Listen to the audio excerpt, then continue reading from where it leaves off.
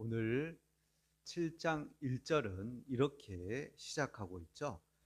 기럇 여아림 사람들이 와서 여호와의 궤를 옮겨 산에 사는 아미나답의 집에 들여놓고 그의 아들 엘리아사를 거룩하게 구별하여 여호와의 궤를 지키게 하였더니. 아멘. 자, 하나님의 궤는 원래 어디 있어야 되는 거죠?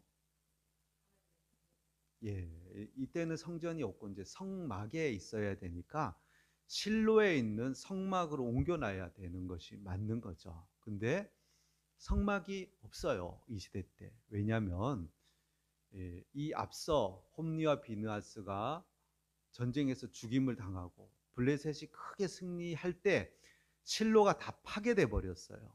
그래서 남은 제사장들이 성구들을 가지고 높 땅으로 옮겨가서 거기에 임시 성막을 짓고 거기서 이스라엘의 제사들을 진행하고 있었던 때예요.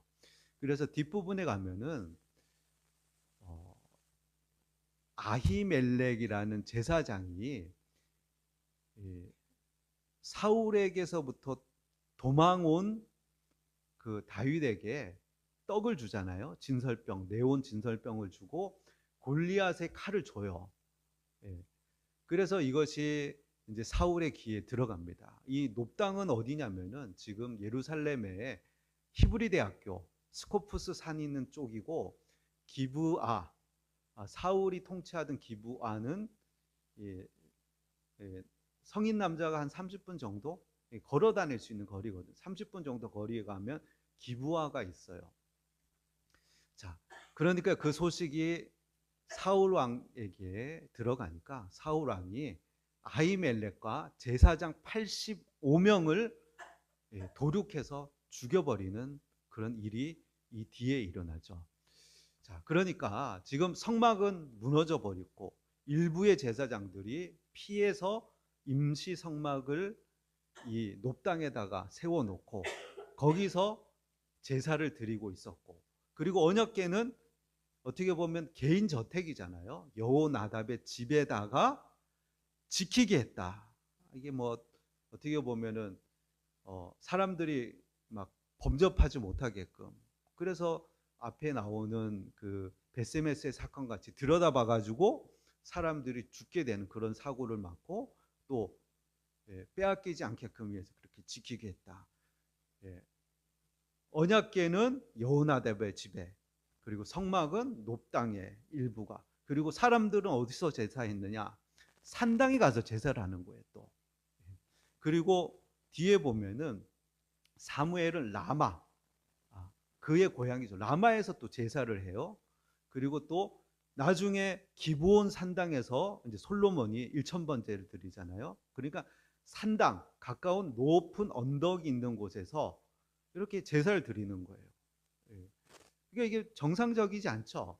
제사는 한 곳, 하나님의 성막, 그 번제단이 있고 그다음에 언약궤가 있는 그곳에서 드려야 되는데, 언약궤는 여기에 있고 성막은 여기에 있고 백성들은 제사는 여기에서 지내고, 이런 좀 혼란스러운 그런 시대였던 거죠. 자, 그것이 20년이나 지속됐다는 거예요. 20년이나. 그때 이스라엘 백성들이 공고했겠죠. 왜냐하면 블레셋 사람들이 이스라엘 사람들을 학대했거든요. 계속 침공하고 빼앗고 못살게 굴고, 그리고 온전한 예배는 이루어지지 않고 마치 아비 없는 고아처럼 아무런 돌봄을 받지 못하고 학대받고 영적으로도 공고하고 그런 때가 되었을 때, 그들이 2절에 보면, 자, 2절 한번 또 읽어볼까요? 걔가 기럇 여아림에 들어간 날부터 20년 동안 오래 있은지라 이스라엘 온 족속이 여호와를 사모하니라. 예. 이 사모하다는 것이 이 히브리어로 나하라는 거거든요. 나하. 나하가 뭐냐면 통곡하다, 슬퍼하다, 애통하다. 그러니까 마음이 막 괴로워가지고 하나님께 부르짖는 거예요. 통곡하는 거예요. 자, 이들이 마음이 낮아진 거죠. 예. 그래서 하나님이 우리에게 마음을 낮추기 위해서 이방 블레셋이 이스라엘을 학대하게끔 그냥 내버려 두시는 거예요. 하나님을 찾게끔 하기 위해서. 자, 이런 낮아짐, 하나님을 갈구하는 마음이 찾아온 이후에 그 다음에 사무엘의 선포가 도화선이 된 거예요. 마치 이 장마 날씨에 비가 막 쭉쭉쭉 내리는 이런 날에 아무리 장작더미에다 불을 붙이려고 해도 불이 안 붙어요. 근데 바싹 마른 건초더미에다가 성냥개비 한 개만 던져도 불이 확 타오르듯이 이렇게 낮아진 마음, 하나님께 대한 그 부르짖는 마음이 간절했을 때 사무엘이 한마디 선포를 하니까 거기서 큰 영적인 불씨가 올라오게 되는 것을 볼 수가 있는 거죠. 물론 사무엘이 이 전부터 계속 사역을 했죠. 이스라엘 백성에게 하나님의 말씀을 가르치고 돌아와야 된다 그러고, 너희들이 그렇게 블레셋에게 학대를 받고 그렇게 힘들고 괴롭게 사는 것은 너희의 하나님을 버렸기 때문이다. 계속적으로 선포가 있었겠죠. 그러나 때가 되었을 때 하나님이 이들의 마음을 부드럽게 하시고 이들의 마음이 겸손해지고 낮아지게끔 만드셔서는 하나님을 향해서 사모하게끔, 부르짖게끔, 도움을 구하게끔 그들 마음을 이렇게 부추기셨다는 거예요. 자, 그때 3절에 사무엘이 이렇게 선포를 하는 거죠. 3절 읽어볼까요? 사무엘이 이스라엘 온 족속에게 말하여 이르되 만일 너희가 전심으로 여호와께 돌아오려거든 이방 신들과 아스다롯을 너희 중에서 제거하고 너희 마음을 여호와께로 향하여 그만을 섬기라. 그리하면 너희를 블레셋 사람의 손에서 건져내시리라. 아멘. 자, 오늘 설교 제목이 여기에서 나왔는데, 자, 너희 마음을 여호와께로 향하여 그만을 섬기라. 너희 마음을 여호와께 향하라. 마음을 여호와께 향하라는 것이에요.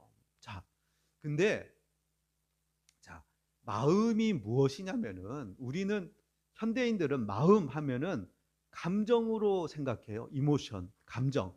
그죠? 근데 이 성경에 나오는 마음은 단순하게 어떤 감정을 얘기하는 게 아니에요. 마음은 영혼이 아니고 마음은 우리의 생각, 그리고 우리의 의지, 우리의 감정, 그리고 우리의 소망, 우리의 열망, 이런 것들을 한 군데서 컨트롤하는 컨트롤 타워라고 할 수 있는 거예요. 그래서 마음이 생각을 하는 거예요. 자, 창세기 6장 5절에 보면 이렇게 기록되어 있어요. 우리 주보에 한번 보세요. 6장 5절 읽어볼까요? 여호와께서 사람의 죄악이 세상에 가득함과 그의 마음으로 생각하는 모든 계획이 항상 악할 뿐임을 보시고. 자, 무엇으로 생각하냐? 마음으로 생각을 한다는 거예요. 자, 삶의 통제 센터가 바로 마음이라는 거예요. 생각과 의지와 감정과 어떤 소망, 헌신, 열망이 비롯돼서 종합적인 컨트롤 타워가 우리의 마음으로 보는 거예요. 이 마음을 하나님께로 향하라는 거예요. 자, 사람이 마음에 무엇을 사랑하느냐에 따라서 그 마음에 따라서 생각도 바뀌어요. 그렇죠? 자, 우리 이성은 마음이 향하는 거에 따라서 그걸 정당화해버려요. 합리화해버려요. 이성이 굉장히 어떤 객관적이라고 생각하지만 객관적이지가 않아요. 우리가 좋아하는 것, 내가 원하는 것, 내 열망, 소망, 이런 것에 따라서, 내 유불리에 따라서 생각은 자신을 합리화시키고 그걸 변형시켜 버리는 그런 일들을 마음이 생각에 영향을 주는 거예요. 그리고 이 마음에 따라서 감정이 열망하고 또 의지는 그것을 몸으로 행하게끔 만드는 것이 바로 이 마음이라는 거예요.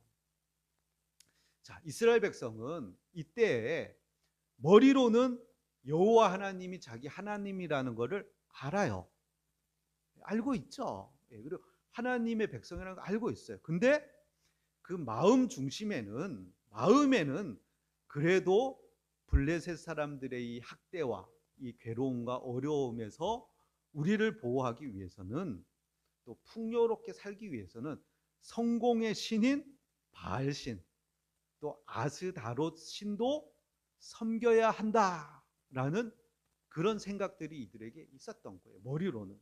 머리로는 그렇지만 마음으로는 자기의 풍요를 쫓고 평안을 쫓고 블레셋에서부터 좀 자유롭고 싶은 마음에 그들의 신인 바알과 아스다롯도 함께 섬기는 우상 숭배하는 마음도 그들에게 있었다는 거예요. 그래서 이 사무엘이 마음을 여호와께로 향해라 이렇게 얘기하고 있는 거죠. 그래서 팀 켈러가 이렇게 얘기해요. 이런 부분에 있어서 만약 사탄이 당신의 머리로는 사랑과 은혜의 하나님을 인정하게 만들면서도 당신의 마음으로는 내가 가치 있고 사랑받을 만한 사람이 되기 위해서는 어떠어떠한 것을 해야만 한다라고 믿게 만든다면은 사탄은 더할 나위 없이 만족할 것이다. 이렇게 얘기를 하는 거예요. 자, 사탄은 우리가 머리로는 하나님이 우리 하나님인 것을 인정하게끔 내버려 둬요. 근데 우리 마음이 머리로는 그렇게 인정하지만 그래도 내가 완전한 존재가 되기 위해서, 내가 참 만족과 평안을 누리기 위해서는 이러이러한 것, 또 재정적인 안정도 있어야 되고 타인의 인정도 받아야 되고 도덕적 행위도 있어야 되고 이러이러한 것들도 있어야지만, 손에 쥐어야지만 내가 행복해질 수 있어 라는 생각을 우리에게 심어준다는 거예요. 그래서 사무엘이 지금 얘기하는 거예요. 전심으로 여호와께 돌아오려면은 바알, 아스다롯, 너희가 의지하는 그것 내려놓고 마음을 하나님께 향해라. 이렇게 지금 선포를 하고 있는 것이죠. 자, 사무엘의 명령은 마음의 통치권을 바꾸라는 거예요. 머리로만 하나님을 인정하지 말고 마음으로, 의지로, 생각으로, 감정으로, 소망으로, 헌신으로 이 모든 것을 컨트롤 타워로 작용하고 있는 우리의 마음 중심을 하나님께로 향해서 그만을 섬기라 라고 지금 선포를 하고 있는 거예요. 자, 그랬더니 백성들이 어떻게 합니까? 4절 읽어봅시다. 이에 이스라엘 자손이 바알들과 아스다롯을 제거하고 여호와만 섬기니라. 아멘. 자, 자신들의 모든 염려와 계획을 주관하는 통제 센터를 하나님께 양도하는 거예요. 내려놓고 하나님을 향하는 그런 자세로 돌이키는 거예요. 그러니까 이게 대부흥이죠. 대부흥. 엄청난 일이 일어난 거죠. 그랬더니 사무엘이 미스바로 모이라 라고 얘기를 하는 거예요. 미스바에 왜 모이라 그래요? 내가 너희를 위해서 기도하겠다. 이렇게 얘기하는 거예요. 자, 그들이 미스바에 모입니다. 그리고 세 가지를 해요. 뭘 하죠? 첫 번째, 6절에 물을 길어서 여호와 앞에 붓는 거예요. 그리고 두 번째, 금식하죠. 셋째는 회개하는 거죠. 회개. 자, 근데 세 가지로 얘기했지만 모두 회개한 거죠. 회개했다는 거. 회개. 히브리어로 뭐냐면 슈브, 테슈바, 슈브. 돌리는 거예요. 마음을 돌리는 거예요. 하나님께로 향하는 거예요. 돌리는 거예요. 자, 모든 바알과 아스다롯 우상을 버리겠다. 하나님만 의지하겠다. 마음을 돌이키는 거예요. 근데 특별히 이 표현에 있어서 첫 번째 보면 물을 여호와께 길어서 부었다는 거예요. 물. 이것은 두 가지 의미가 있어요. 자, 첫 번째는 자신들이 물과 같이 쏟아진 존재, 부어진 존재라는 거예요. 하나님 앞에서. 물을 쏟으면 어떻게 되죠? 우리나라 속담도 있잖아요. 말 중에도 있잖아요. 예. 쏟아진 물을 담을 수 없다. 엎질러진 물이다. 이렇게 얘기해요. 나를 하나님께 쏟아붓는다는 거예요. 자, 그리고 두 번째는 내 안에 있는 모든 죄, 우상들 이런 것들을 물처럼 쏟아붓는다. 이런 상징적인 행위로 하나님 앞에 물을 길러서 쏟아붓는 거죠. 쏟아진 물은 다시 주워 담을 수 없는 거예요. 내 손을 떠난 거죠, 이제. 자, 하나님, 이 쏟아진 물처럼 우리는 쏟아진 물입니다. 아무것도 아닙니다. 모든 것을 다 내려놓습니다. 하나님이 우리를 책임져 주십시오. 우리는 무력한 존재입니다.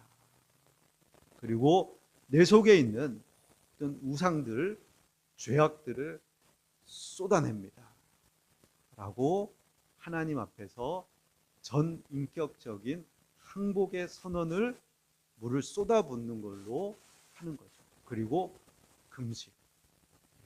몸의 혈기를 없애버리는 그냥 금식하고 하나님 앞에 자백하고 회개하는 그 일을 하는 거죠. 자, 이때 물을 쏟고 금식하고 회개하는 그때 블레셋 사람들이 이스라엘 백성들이 대규모로 모였다는 소식을 듣고는 이들이 싸우기 위해서 올라오는 거예요. 이스라엘이 얼마나 두려웠을까요? 두려웠을까요? 안 두려웠을까요?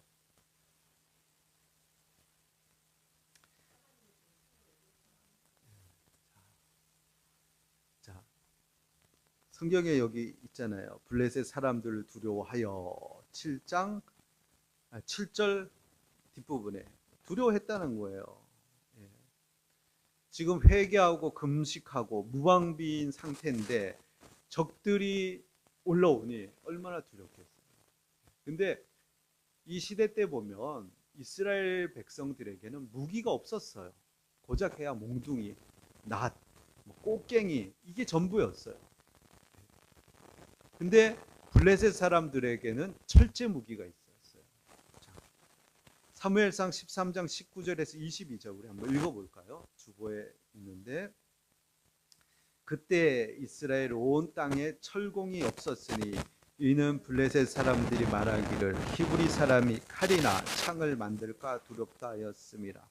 온 이스라엘 사람들이 각기 보습이나 삽이나 도끼나 갱이를 버리려면 블레셋 사람들에게도 내려갔었는데 곧 그들이 갱이나 삽이나 쇠스랑이나 도끼나 쇠채찍이 무딜 때에 그리하였으므로 싸우는 날에 사울과 요나단과 함께 한 백성의 손에는 칼이나 창이 없고 오직 사울과 그의 아들 요나단에게만 있었더라.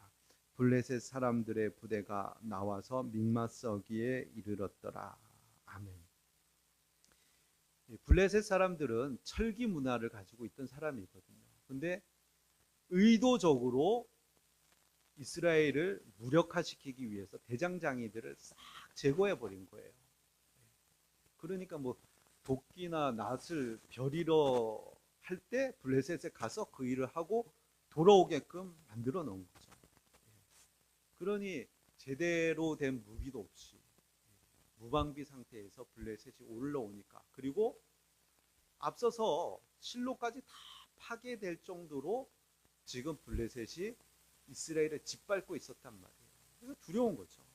자, 이 모습을 보면 사탄이 우리가 은혜 앞에 엎드리려고 할 때 우리가 마음을 다 돌이키고 물을 쏟듯이 마음을 쏟고 우리가 의지하던 것 다 쏟고 비워낼 때, 그때 사탄이 블레셋이 올라와서 위협을 하는 것처럼 우리에게 그렇게 우리 위협하는 거예요.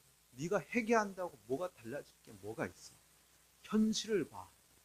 너는 지금 칼도 없잖아. 네가 가지고 있는 손에 든 게 뭐야? 너는 몽둥이뿐이 없고 뭐 꽃갱이뿐이 없는데 그거 갖고 돼? 너는 돈도 없고 스펙도 없고 능력도 없고 너는 네 손에 든 거는 아무것도 없는데 이 꼬라지를 봐 라고 말하면서 다시금 우리를 두려움 속으로 끌고 가려고 하고, 다시금 우리가 무엇인가 의지하고 기댈 수 있는 무엇인가를 만들고 붙잡게끔 그렇게 우리를 위협한다는 거예요. 우리가 하나님께 마음을 돌이키려 할 때, 하나님 외에 의지하던 것들을 내려놓으려고 할 때, 바알과 아스타롯을 내려놓으려고 할 때 사탄은 우리에게 두려움을 주는 거예요. 그리고 다른 그 무엇도 있어야 된다. 하나님만으로는 안 되고 네 손에 들고 있는 무엇도 있어야 된다. 라고 그렇게 우리를 위협하는 거예요. 자, 근데 그때 하나님께서 보여주시는 거예요. 뒤에 하나님만 의지할 때 어떤 일이 일어나느냐. 하나님이 싸워주신다는 거예요. 하나님 도와주신다는 거예요. 그냥 모든 걸 다 쏟고 내려놨을 때 비참하게 적군에 의해서 짓밟히고 패배하고, 그렇게 안 만드신다는 것을 바로 뒤에 이어서 하나님이 우리에게 보여주시는 거예요. 자, 이들이 이제 의지할 게 뭐가 남았어요? 이들이 붙잡을 게 뭐가 있어요? 하나님뿐이 없는 거죠. 그러니까 8절 이렇게 하죠. 읽어봅시다. 이스라엘 자손이 사무엘에게 이르되 당신은 우리를 위하여 우리 하나님 여호와께 쉬지 말고 부르짖어 우리를 블레셋 사람들의 손에서 구원하시게 하소서. 잘하는 거죠. 잘하는 거예요. 또 9절 읽어봅시다. 사무엘이 젖 먹는 어린 양 하나를 가져다가 온전한 번제를 여호와께 드리고 이스라엘을 위하여 여호와께 부르짖음에 여호와께서 응답하셨더라. 아멘. 자, 사무엘은 구약 성경에서 모세와 함께 중보자로서 보여주는 인물이 바로 사무엘이에요. 모세와 사무엘. 바로 예수님의 모습을 그대로 보여주는 거예요. 사무엘이 하나님께 중보하는 거죠. 중보자인 하나님께 기도함으로 하나님이 구원을 이루시는 거예요.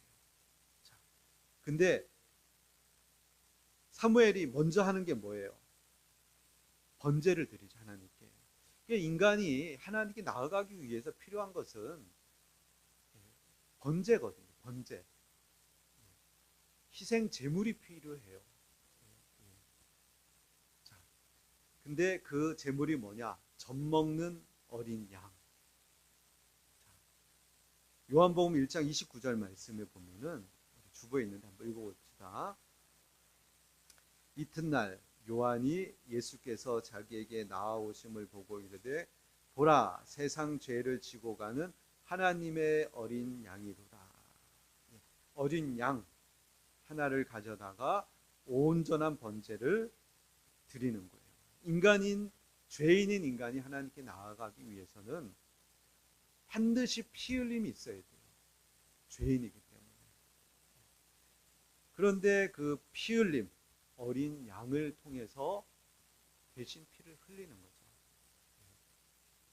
자, 이 어린 양은 바로 예수님인 거죠. 세상 죄를 지고 가는 하나님의 어린 양. 그 피를 가지고 사무엘은 하나님께 나아가는 거예요. 근데 예수님은 자기의 피를 가지고 하나님께 나아가시는 거예요. 그래서 하나님께서 우리를 구원하시고 우리를 도우실 수 있게끔 하시는 거죠. 예수님께서 친히 어린 양이 되셔서 십자가에서 온전한 번제물로 자신을 내어주셨기 때문에 우리는 예수님이 우리의 무기가 되고 예수님의 그 대속의 공로가 우리를 구원할 수 있게끔 되는 것이죠. 자, 그리고 기도하는 거예요. 하나님께 부르짖으며 여호와께 기도하는 거예요. 기도. 그리고 쉬지 않고 기도해달라고 부탁하는 거예요. 백성들이 사무엘에게. 이 사무엘에게 구한다는 건 뭐냐면 바로 예수님께 구하는 거죠. 오늘날의 예수님.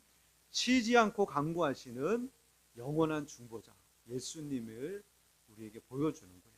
로마서 8장 34절 주보에 있는데 우리 같이 읽어봅시다.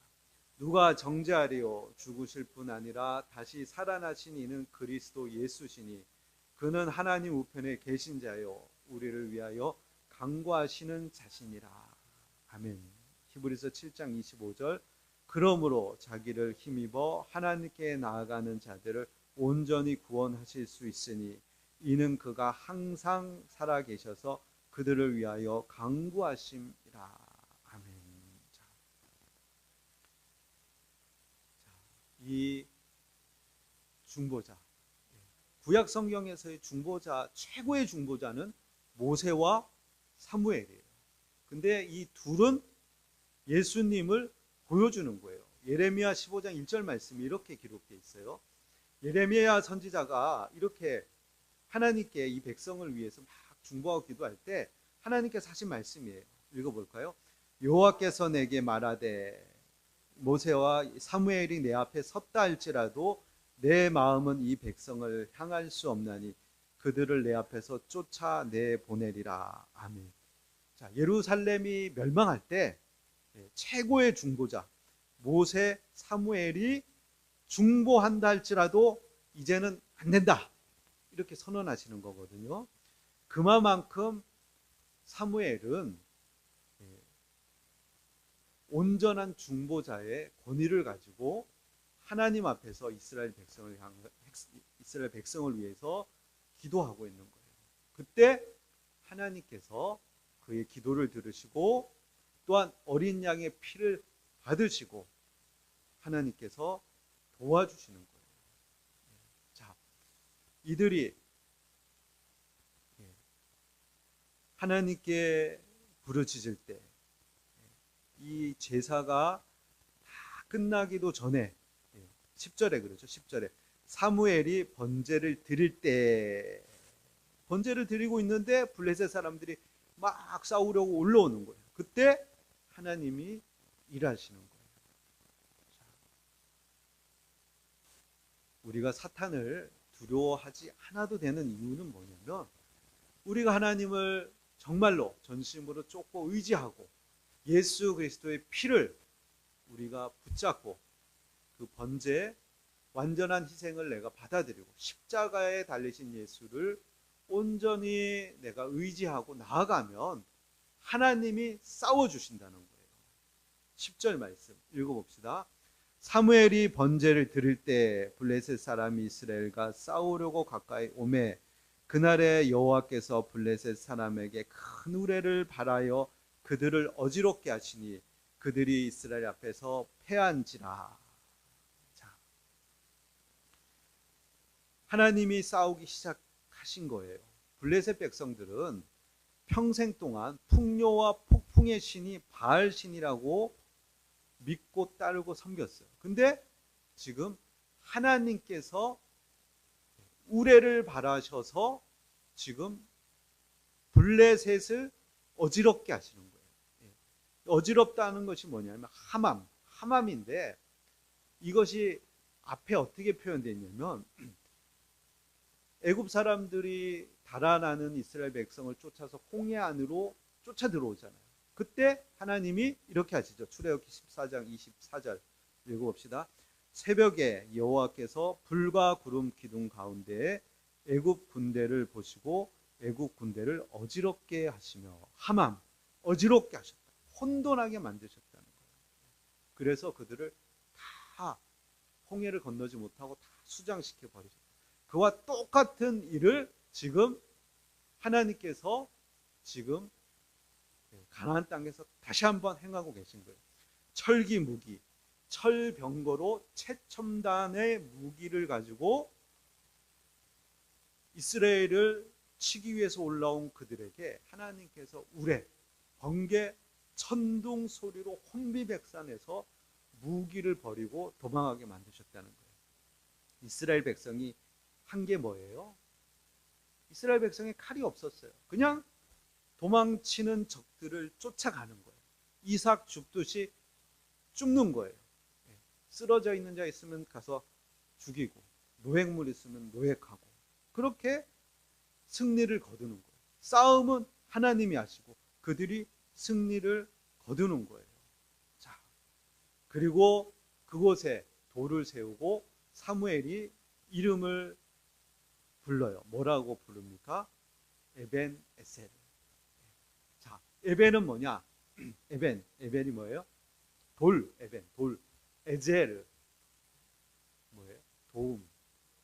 에벤 에젤, 에벤 에젤, 에벤 에셀, 에벤 에젤. 도움의 돌, 도움의 반석이다. 도움의 반석이다. 라고 이름을 붙여요. 근데 그 에벤 에셀, 그러니까 그렇게 이름을 짓기 전에 거기에서 무슨 일이 벌어졌냐면 이스라엘이 20년 전에 힘이 패해가지고 언약궤를 빼앗겼던 장소가 바로 에벤 에셀이에요. 그 땅. 거기를 그 지역을 회복하고 에벤 에제르라는 그런 이름을 짓는 거죠. 그리고 나서 큰 승리를 주신 거죠, 하나님. 그런데 그 후에 어떤 일이 있었냐? 13절 읽어봅시다. 이에 블레셋 사람들이 굴복하여 다시는 이스라엘 지역 안에 들어오지 못하며 여호와의 손이 사무엘이 사는 날 동안에 블레셋 사람을 막으심에. 아멘. 자, 사무엘이 사는 날 동안에 블레셋 사람이 다시는 이스라엘을 괴롭게 하지 못했다. 자, 사무엘은 이스라엘의 마지막 사사예요. 자기 백성이 괴로움을 당할 때, 이방 민족에게 압제를 당할 때 하나님은 구원자를 보내시는 거예요. 그 구원자가 사사인 거죠. 마지막 사사 사무엘. 사무엘이 사는 동안에는, 그 구원자가 있는 동안에는 블레셋이 다시는 넘보지 못했다. 우리가 예수 안에 있을 때, 우리의 구원자, 완전한 구원자 예수 안에 있을 때 사단은 우리를 공격하지 못한다는 거예요. 하나님 우리를 대신에 싸우시고 예수님의 이름으로 우리를 보호해 주신다는 거예요. 자, 우리가 칼로, 창으로 이기는 것이 아니고 우리가 하나님 앞에 겸비한 마음, 물처럼 쏟아 놓는 겸손함, 그리고 예수님의 보혈을 의지해서 그렇게 나아갈 때, 그리고 중보자인 예수님이 우리를 위해서 기도하시고, 그럴 때 하나님이 우리를 도우셔서 승리를 우리에게 안겨주신다는 거예요. 자, 말씀을 마치고자 합니다. 여러분 인생에 있어서 여러분을 지치게 만들고 끊임없이 괴롭게 하고 힘들게 하는 블레셋은 무엇입니까? 혹이라도 여러분 손에 칼이 없고 창이 없고 철제 무기가 없어서 두려워 떨고 계시지는 않습니까? 그렇다면은 비록 우리가 연약한 가운데 있다 할지라도 오늘 이스라엘 백성이 보여주고 사무엘이 보여줬던 것처럼 우리의 마음을 여호와께로 향하고 우리의 마음을 쏟아내는 거예요. 우리의 죄악, 우상, 허무한 것들을 쏟아놓고 하나님 앞에 나는 아무것도 아니고 나는 땅에 쏟겨진 물과 같이 무력한 자입니다. 하나님 나를 도와주십시오. 하나님께로 돌이킵니다. 하나님 나를 도와주십시오. 라고 나아갈 때 중보자 되시는 예수님이 자신의 피를 가지고 하나님께 나아가 영원한 속죄의 제사를 드리셔서 우리를 받으시게끔 할 뿐만 아니라 예수님이 우리를 위해서 또한 기도해 주심으로 하나님의 큰 능력으로 우리를 승리하게 하십니다. 그 주님을 믿고 우리 하나님께 나아가는 저와 여러분이 되시길